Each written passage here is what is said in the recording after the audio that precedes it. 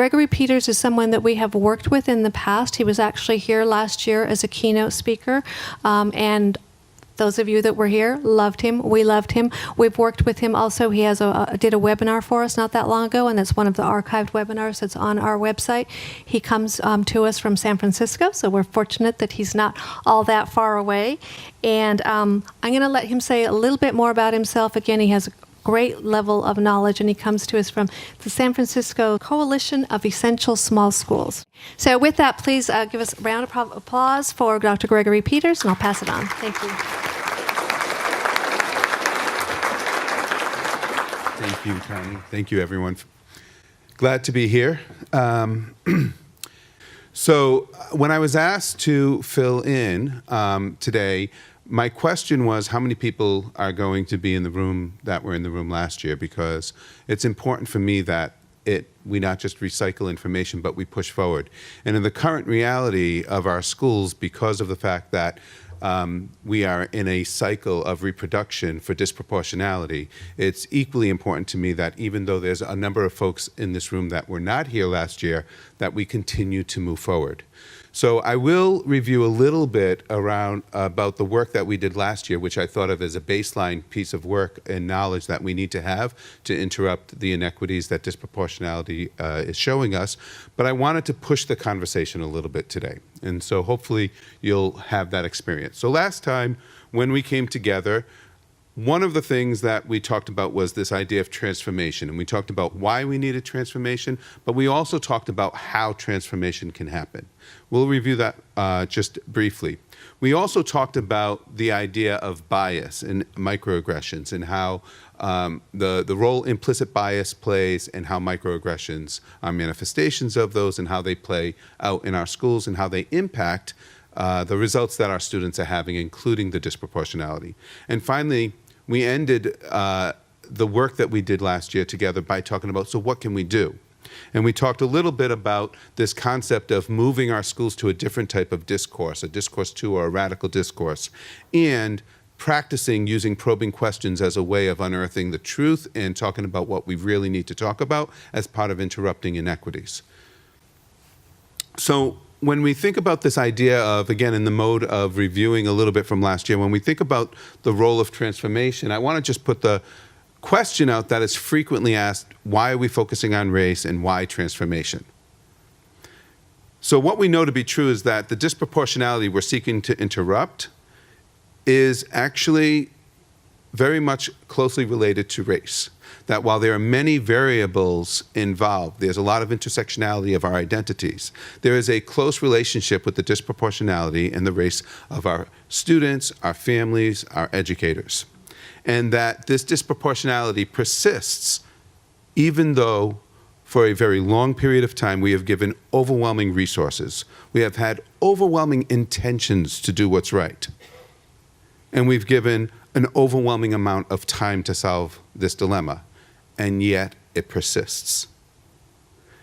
And what we have learned with this overwhelming commitment to the idea of equity and reducing disproportionality is more about some of the impact of race rather than the impact of our efforts.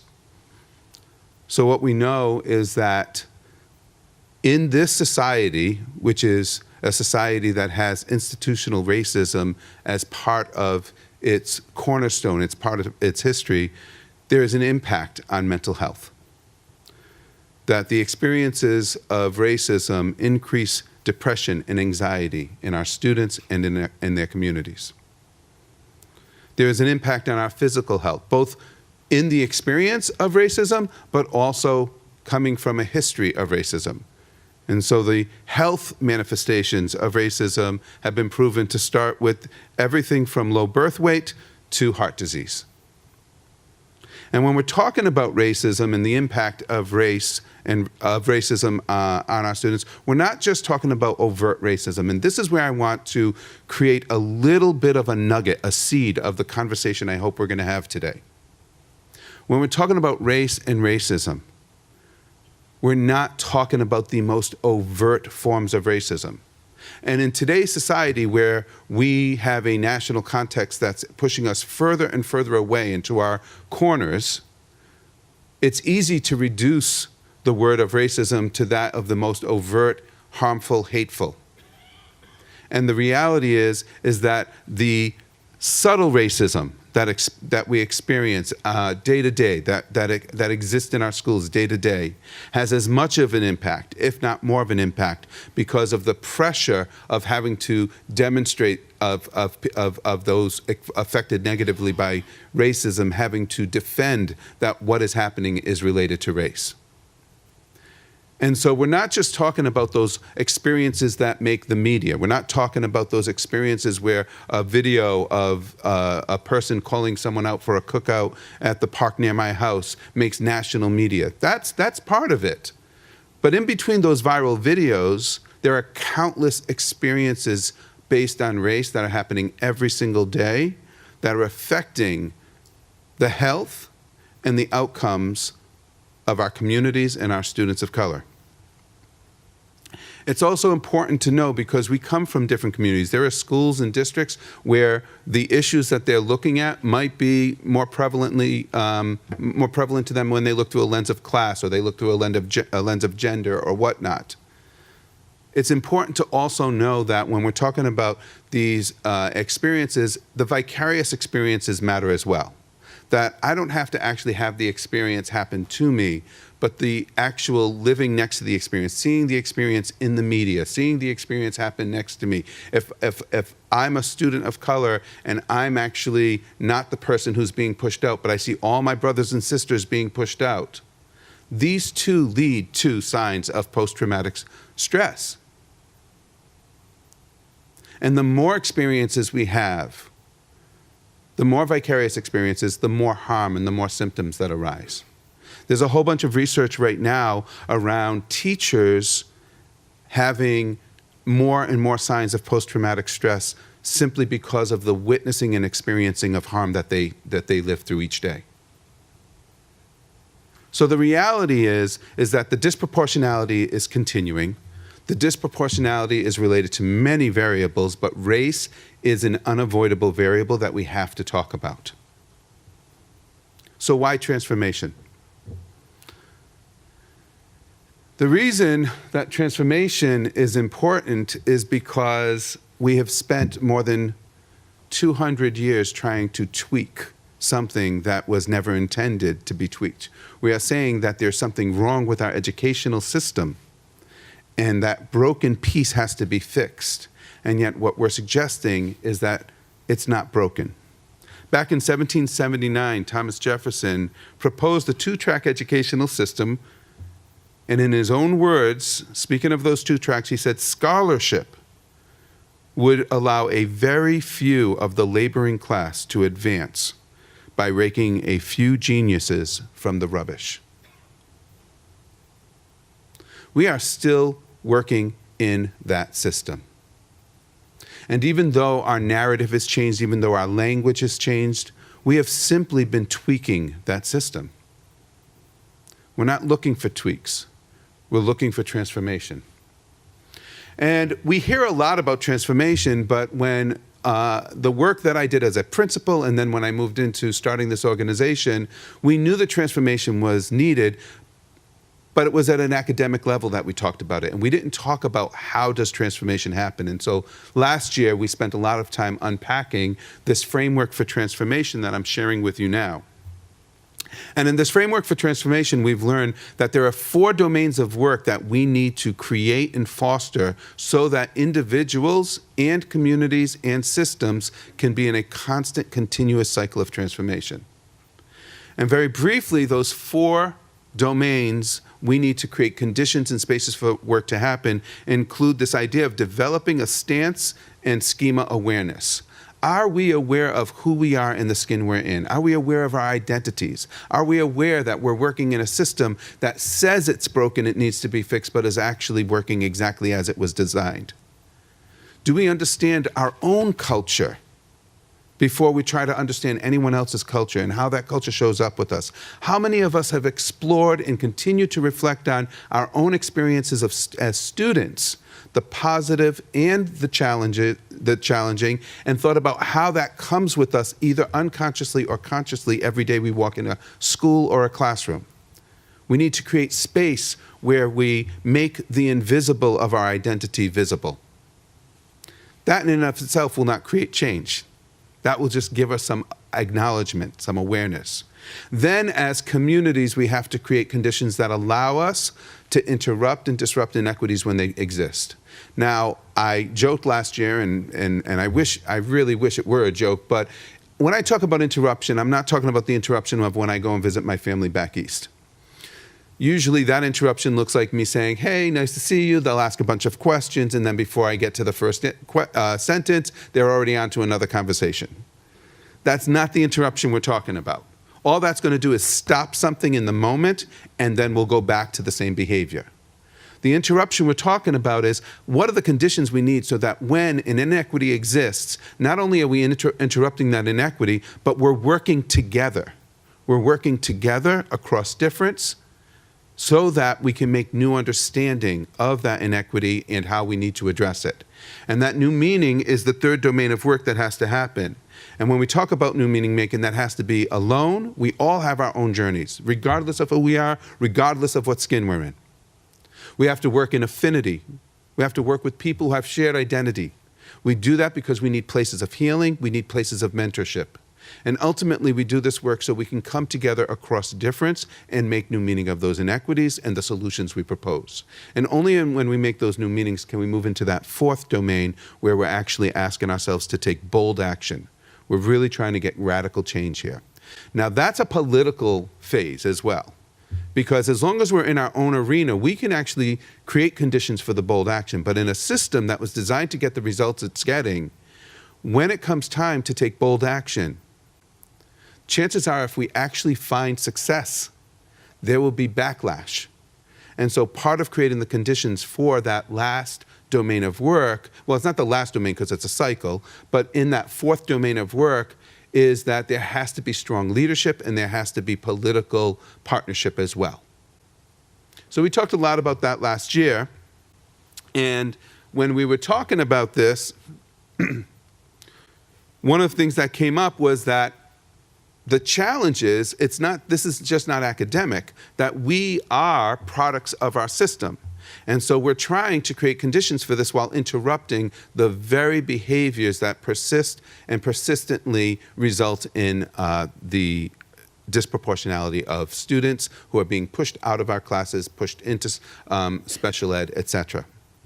And so we talked a little bit about this notion of implicit bias and microaggressions. And again, I want to just say that implicit bias is just the bias that we all have as products of the society.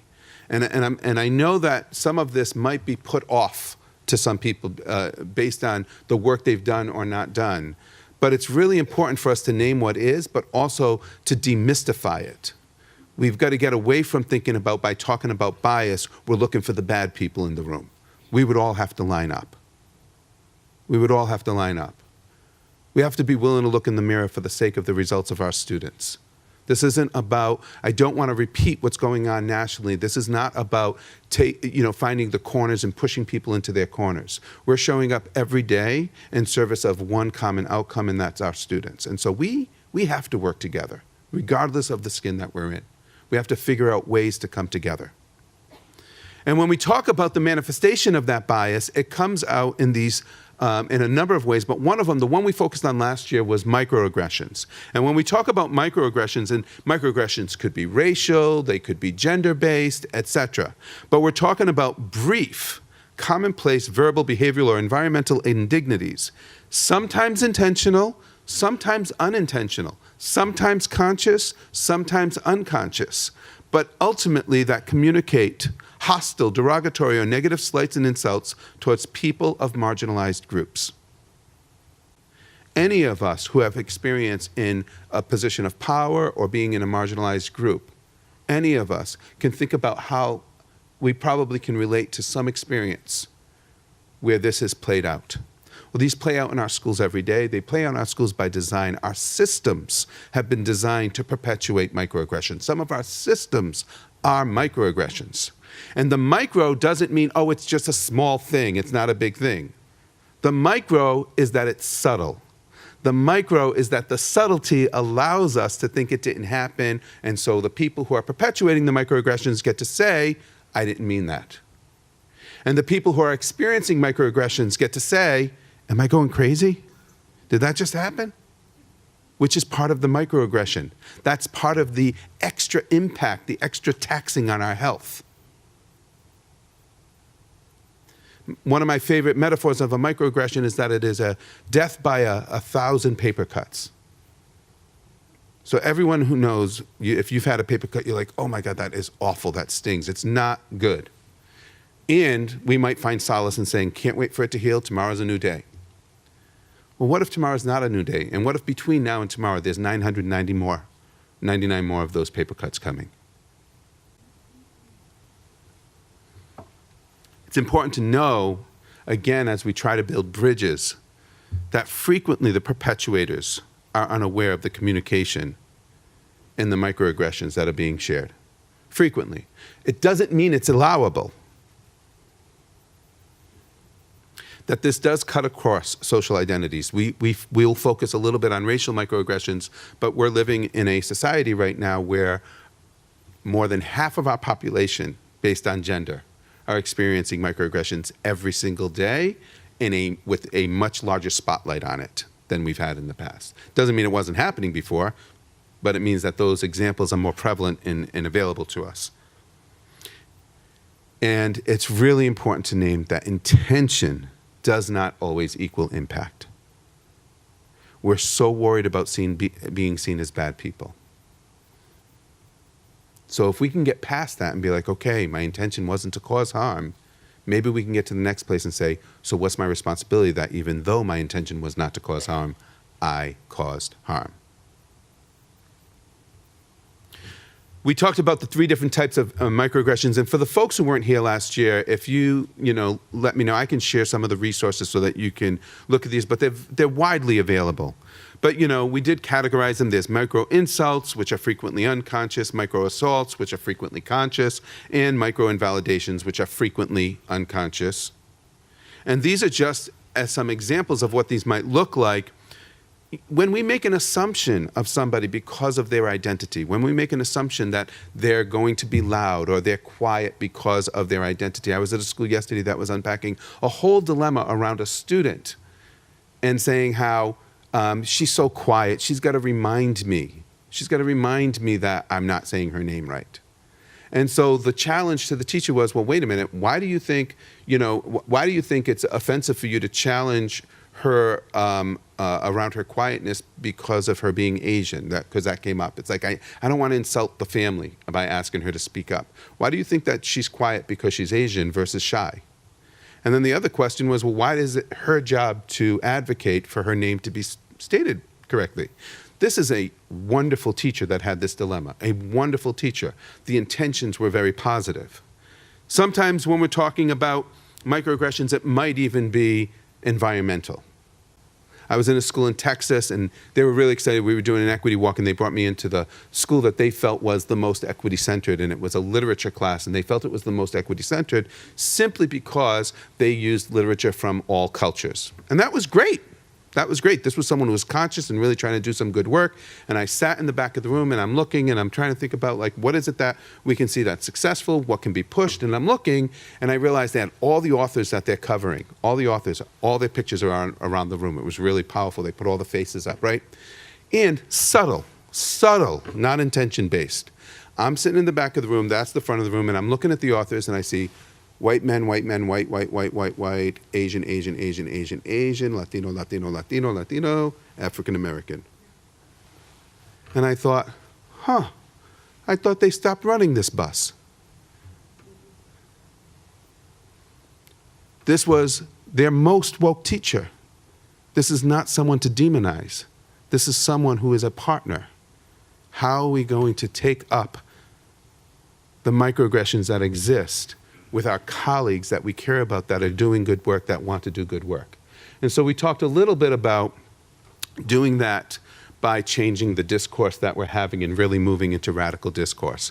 Now, there's a body of work out there. It's actually a couple decades old, but it is a seminal piece of work around talking about the discourse of schools predominantly being what they call discourse one, which is the talk of school that traditionally happens.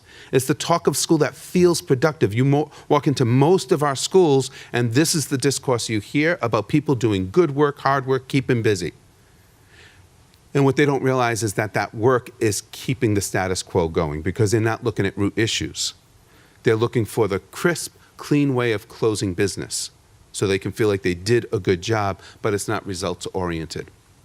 And they're pushing our schools to be in places where they're more in discourse two, language that's organic, incomplete, uncomfortable, and it's about the unequal, ineffective, and prejudicial conditions that exist in our school, which means that there's not going to be the quick fix. Discourse 2 opens up the space for the ambiguity and change to be part of our structure. The challenge with pushing schools from Discourse 1 to Discourse 2 is that it's not always welcome, because again, we haven't done enough healing work as a society. We haven't done enough healing work where our own fears about talking about equity aren't going to come to the table. And we're still putting our fears of how we're seen or perceived in front of the impact of equity and inequities on our students, even though we care so deeply about our students. So we have to create conditions where that healing work can happen so that we can have that hard conversation with our students. And so what sometimes happens is that when we're trying to have those hard conversations, if we've not built community, practiced those conversations, we start to see resistance. Now, resistance is an interesting word over these past couple of years as well. That's a word that we've heard more of. And I think that resistance is sometimes seen as, oh, those resistors, they don't care about equity. We are all resistors. We are human beings. We resist change. We resist pain. And so we have to be able to distinguish as part of the learning communities we're creating, when is it that it's those few people who actually have an overt perception of power and who deserves power and who does not deserve power. One of those few people resisting, because those spaces, those are different spaces than what we're talking about here. And when is the resistance the thing that we learned, the thing that is internalized by being in this society, to move to a place of comfort, avoidance of conflict, etc., and that resistance is coming up because we're actually doing good work and we're moving into dissonance. We're moving into our zone of proximal development. We know with our students, we're supposed to be pushing them into zones of proximal development with scaffolding, with support. And yet as adults, when we're doing equity work, when we're doing human work, we expect us to exist in these zones of proximal development without any support, without any scaffolding. We have to create conditions for that work to happen. So what sometimes happens is that in a very natural way, when we're taking up the conversation that's hard to take up, we will move into automatic mode of detours. And we'll put some detours out there. And Jonah Olson talks about detours as,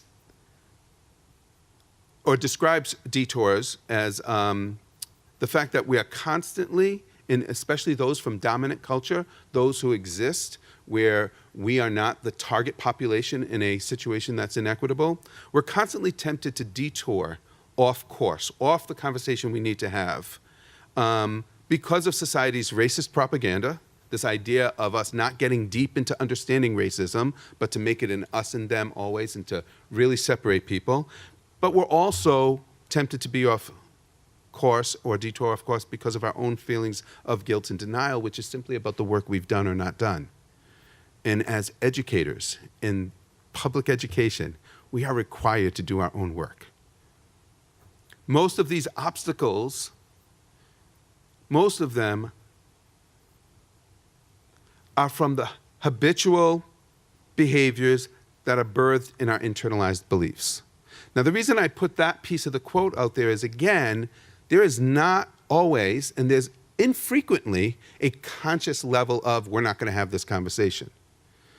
But we are surrounded by detours. That is just what we have learned as a society. We're learning it now as a society.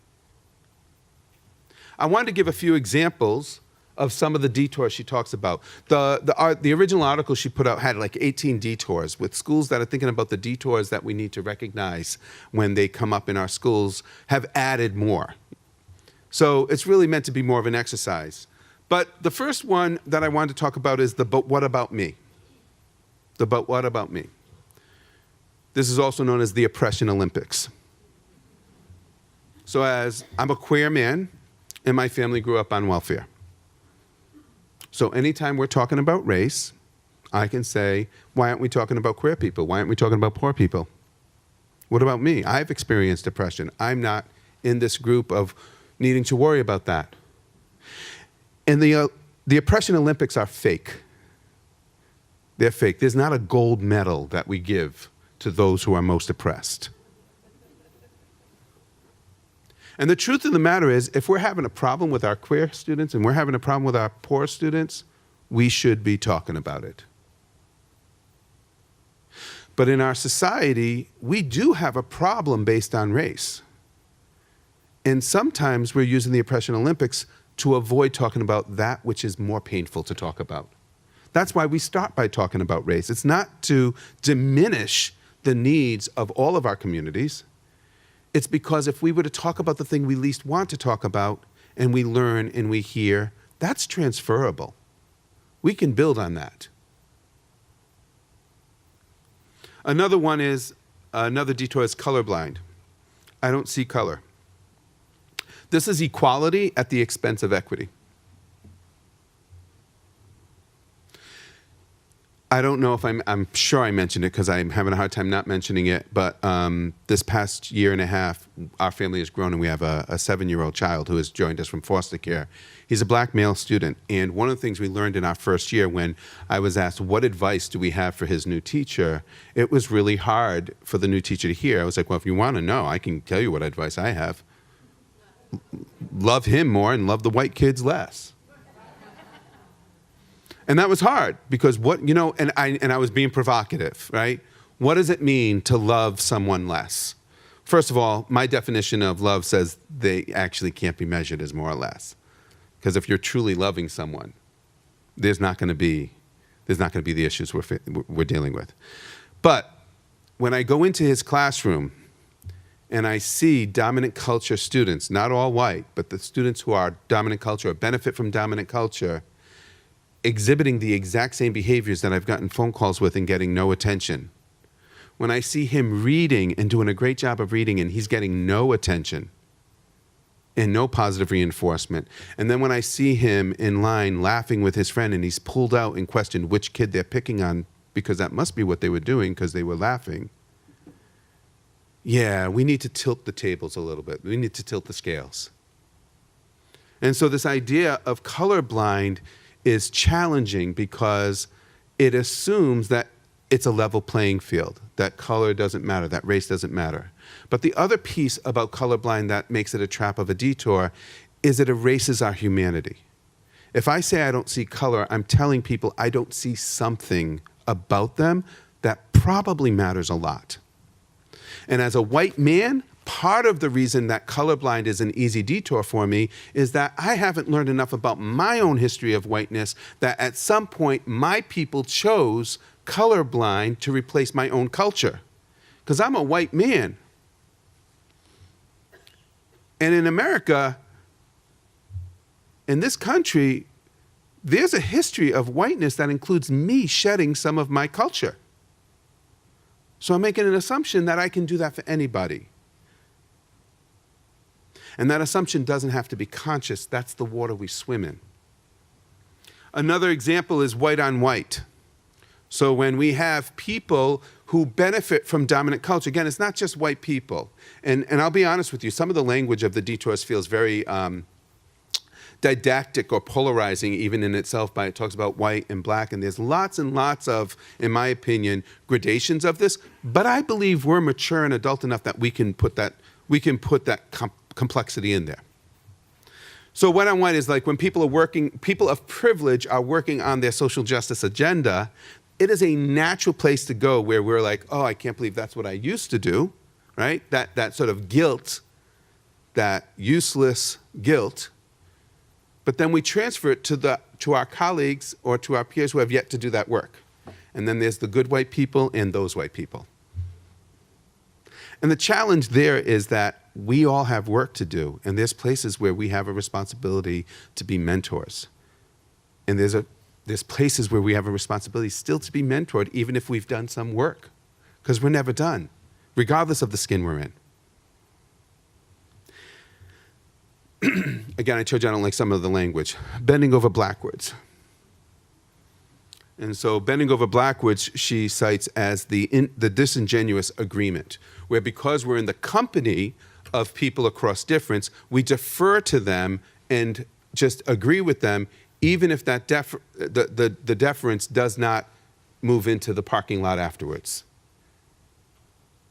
And in this, we have to do the work of both respecting our colleagues across difference and having hard conversation. And if we disagree with something, being able to disagree and engage together and collaborate. And if we really do believe we don't know as much and we're going to give deference and just have agreement, then we have to follow through and be willing to be accomplices. We have to be willing to be told what to do about our practice. And the last one that I wanted to pull out of her 18 was this idea of silence as a detour. That frequently, again, that right to comfort pushes us where we're having the hard conversation. We don't know what the right thing is to say, so we say nothing.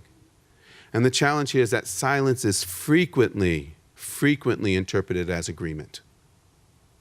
And we have to create conditions where it's okay to take risks, it's okay to screw up, but we have to be able to talk our truth that we carry in the room. So if it needs to be challenged, it's challenged. If it needs to be heard, it's heard. It takes a lot of work for communities to create conditions for these detours to be challenged. That's part of our work. So I'm going to push you right now into a little bit of a pair share. So turn to somebody next to you. If you have to move to 3 because of the number of people, do it. But I really want to push it to be just 2 people as much as possible because it won't be a long time to check in. But a couple prompts for you to just do a quick check-in with. Where have you seen even any of these detours show up in your practice, your school, or your organization? How does or might detours impact your least reached students and families? Because it's important for us to keep connecting this back to the students who are least reached. And those include our disproportionately represented students in special ed and in push-outs. And then in the skin you're in, as a white person or as a person of color, how do you normally feel or react when confronted with detours? And I want to be clear, feel and react are 2 different verbs. So just take about 2 minutes to do a little pair share, and I'll check in.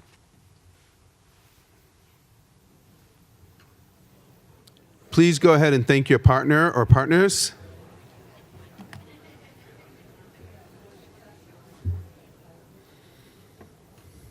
So one of the things that we've learned when we're trying to create conditions for the domains of transformation to exist, none of it is going to happen without discourse. None of it is going to happen without radical discourse, even when that discourse makes us shaky. So, excuse me. Currently, the way that we have discourse in schools assumes a shared experience around the language we're using, around the concepts. It assumes common meaning. It even assumes common feelings. And if you think about it, there's language out there that actually could create different emotional feelings or reactions to. And yet we just engage in that discourse and assume that everyone's on the same page. Much of our discourse continues to focus on the other, looking out the window rather than in the mirror at root issues and what we bring to it. Whenever there's conflict with my son, I'm always saying, yeah, let's talk about what was fair, what wasn't fair, but let's also talk about what's in your control. And that always comes down to one thing, his actions. As educators, the conditions are not great. We could spend our entire career talking about the conditions out there. Or we can wake up and do what's within our zone what's in our zone of influence, what's in our sphere of influence. Part of what's in our sphere of influence is to also look at how we show up, because we have had many efforts trying to understand our underserved other, and not as many efforts to understand our underserving self. This isn't to say we should not be looking at the data of our students, and we should not be looking at their experiences and building on those. We absolutely should. But we can't rest all of our success on how they show up or how we wish they showed up.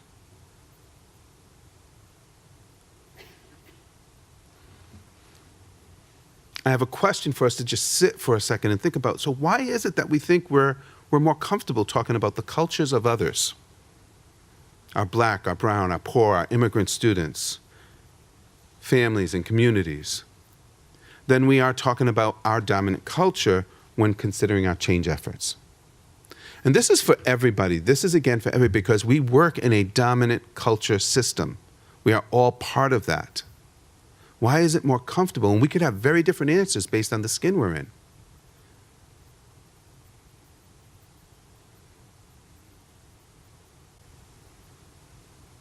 So I want to be clear. We talk about, and I'm going to oversimplify.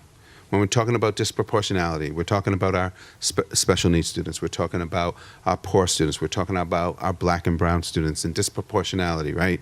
And we're talking about their learning and their learning styles and the barriers they show up with. And we're not spending enough time talking about where they're showing up and how the very structure of what they're showing up to is part of the narrative. So I thought today I would ask us to try some of that on. So I'm going to ask you to trust me to go on this ride. You might want to put on your seatbelt.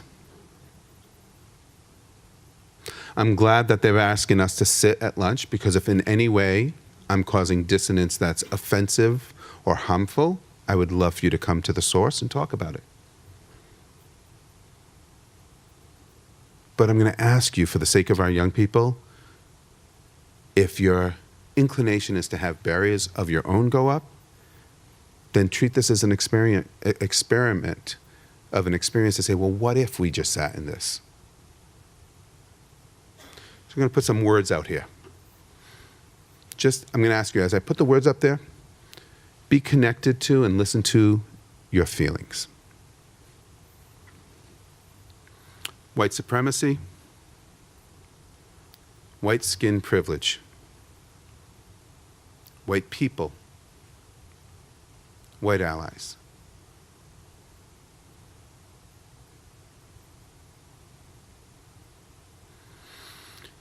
Go back to the person you just did a pair share with. I'm not going to ask you to do a pair share. I'm going to ask you to share anywhere from one word to one sentence, and I don't mean a run-on sentence. One word to one sentence. What are you feeling? Go ahead and check in with that person.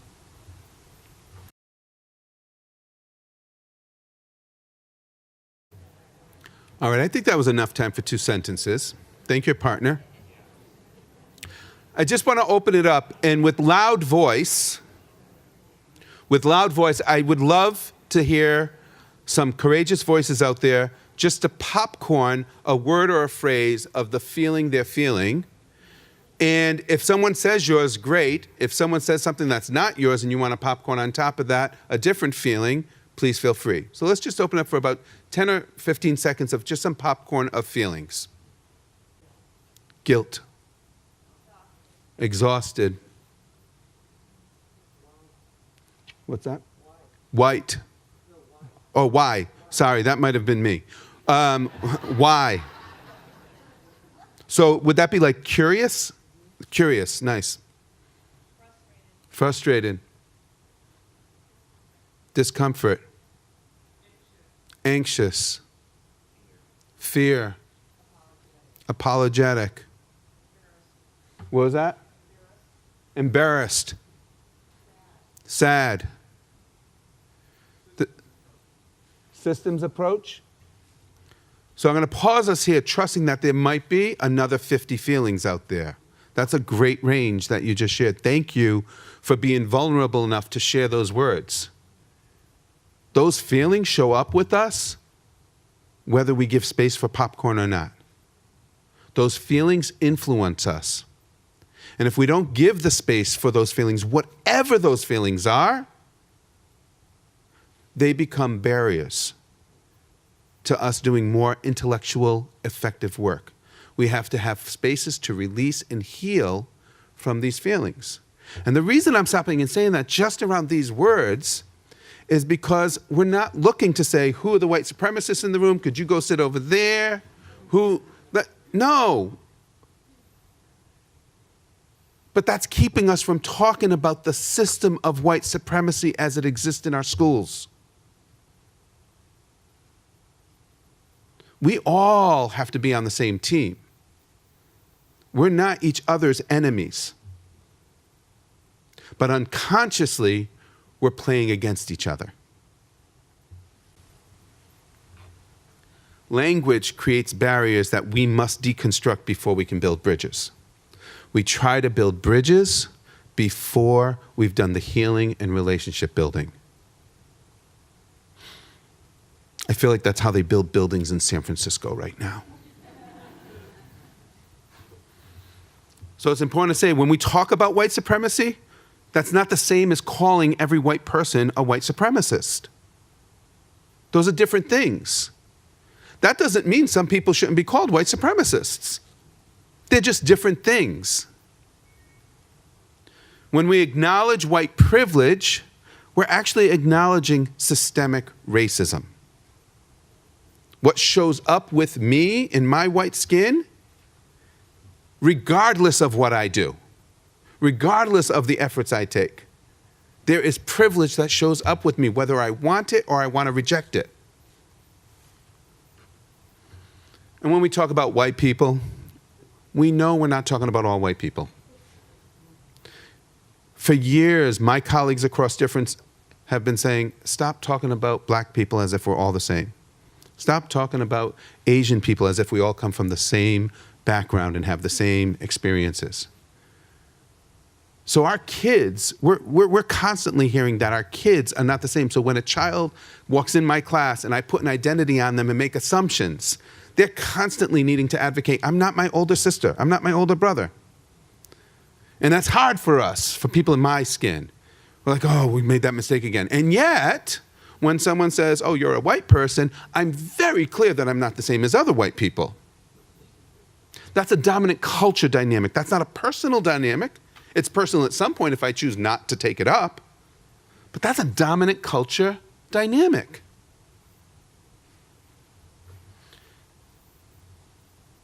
And when we focus on white allyship, when we focus on the relationships, the positive, constructive work we can do, we give a constructive aspiration for the people who are at the table.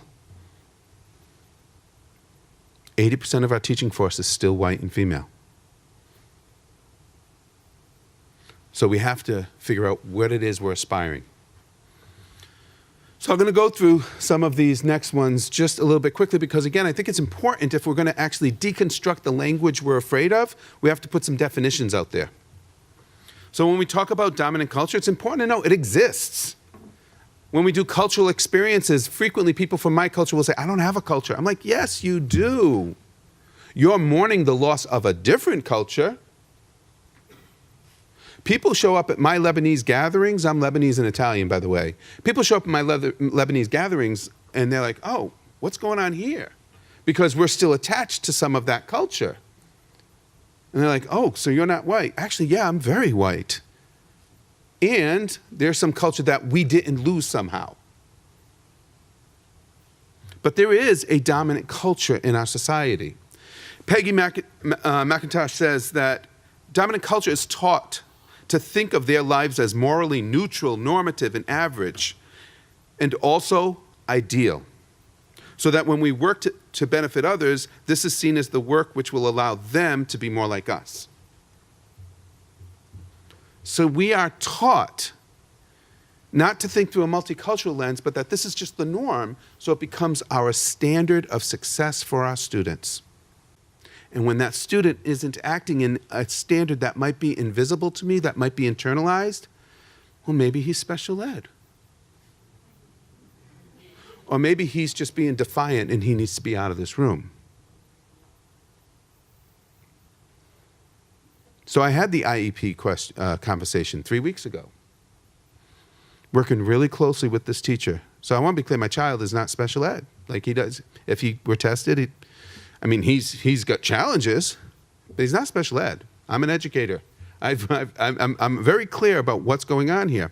His teacher's amazing. She's a younger white woman. She has tremendous humility. She's like, I don't know that I have the cultural proficiency I need yet. First of all, the yet makes me like, all right, you're our teacher. I'm happy. Yes. Neither do I, by the way. And yet, when she was most struggling with him, and I'm telling you, I'm in the room every week, and she was saying, I don't know what to do, the answer was, maybe he needs to be tested. So my question was, why does he need to be tested for what you don't know what to do? So I called the district and I said, I'd like to sign an IEP. Can we call it an individual equity plan? It's for the teacher, but my son will get all the resources. And I say that with love. That teacher has been to our house. She's coming to our house again. She will end up a friend. She's a good person. And she's got some good work to do.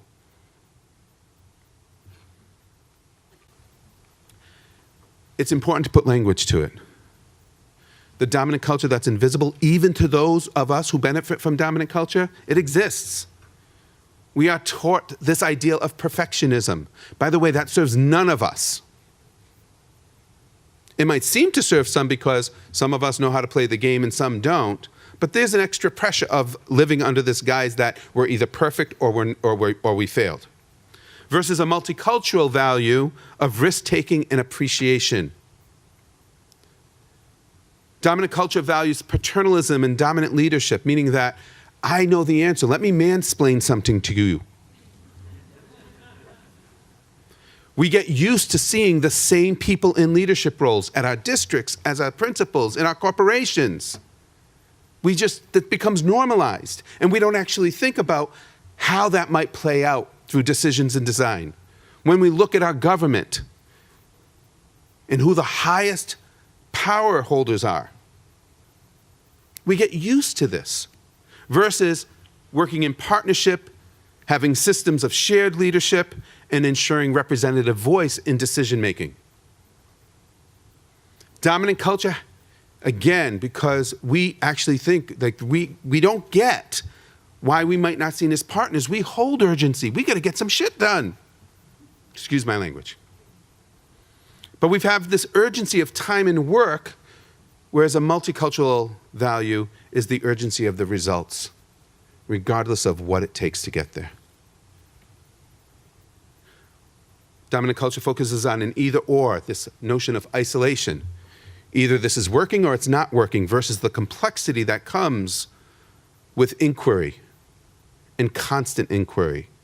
Most teachers I know are in the profession because they value inquiry and have moved into a system that squashes inquiry. Most educators I know would thrive in sitting in cycles of inquiry and exploring their practice and understanding their practice versus their results. And the system squashes that. That's a dominant culture system. We talk about power hoarding. So as a principal, if somebody comes to me and says, I have an idea, do I hear that as a threat, or do I welcome it and share power in democratic processes? Dominant culture values the transaction. If I do this, what do I get? Frequently, the currency of these transactions are our children. Versus transformational and relational engagement.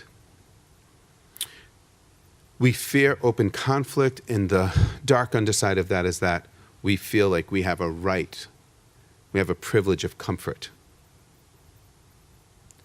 That assumes that everybody in the room is comfortable. And what we need to do is we need to create conditions that allow for us to have constructive feedback and discourse as a regular norm of our systems and schools.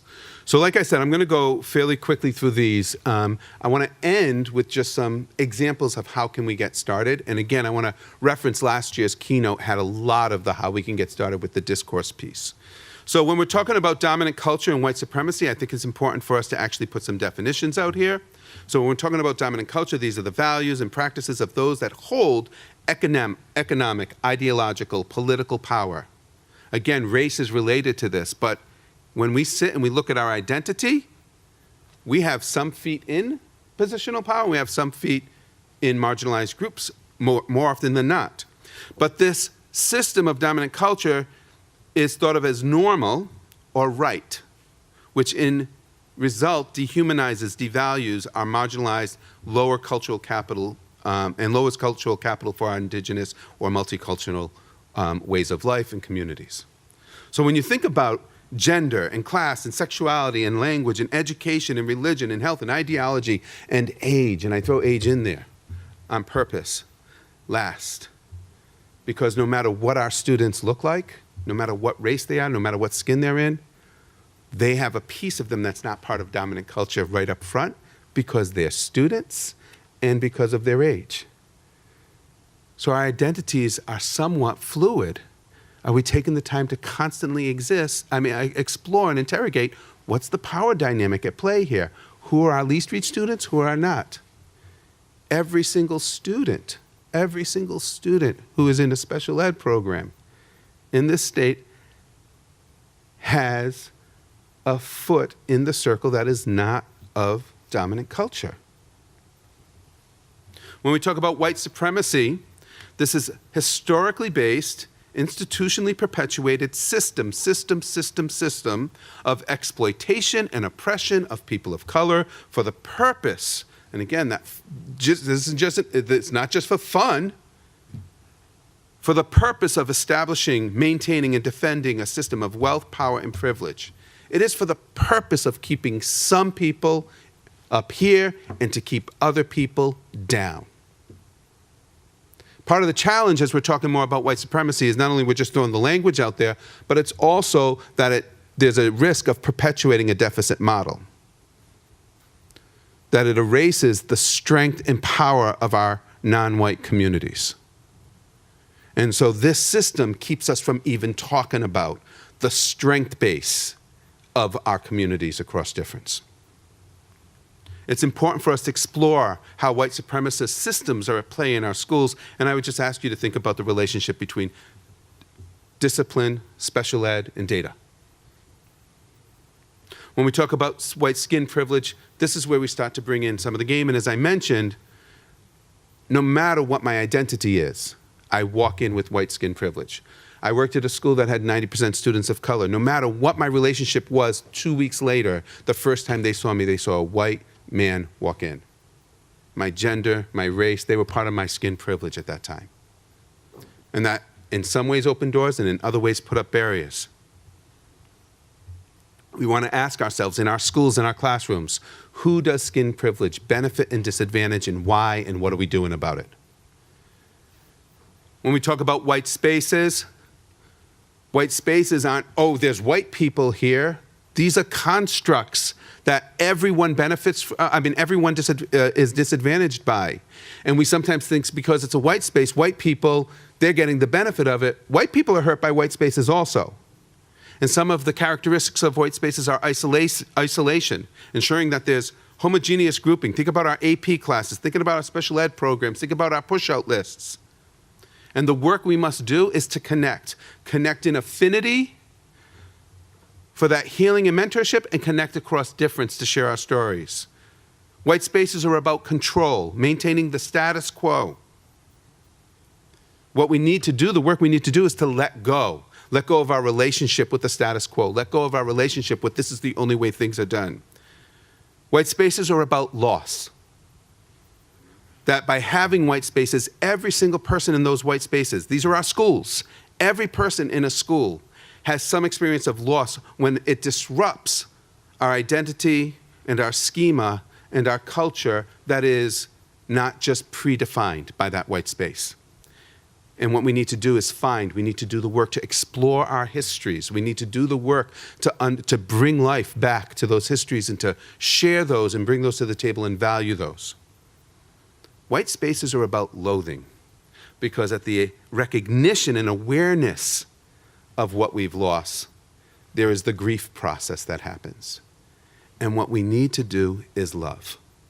And I'm not talking about putting hearts on top of eyes. If we want to understand the depth of love, read bell hooks.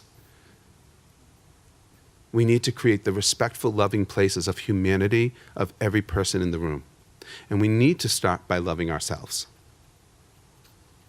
I'm going to pause us here. I'm going to end here, but I want to go just to the last slide. And again, there'll be more stuff here for you to just peruse. I just want to go to the last slide because it ends with sort of the challenges and some of the work we can do to be more than white allies, anti-racists, because we can't do some work because someone else is in the room and they might be upset. We have to do the work because it's, because we see an injustice and it's wrong to us. But I just want to start with the closing thought. And Carl Jung says, if there's anything that we wish to change in the child, we should first examine it and see whether or not it's something that could better be changed in ourselves. And so my closing request of you is to think, what about your own practice are you committed to change in order to see the change in and for your least reached students? I hope you have a transformative day. Thank you very much.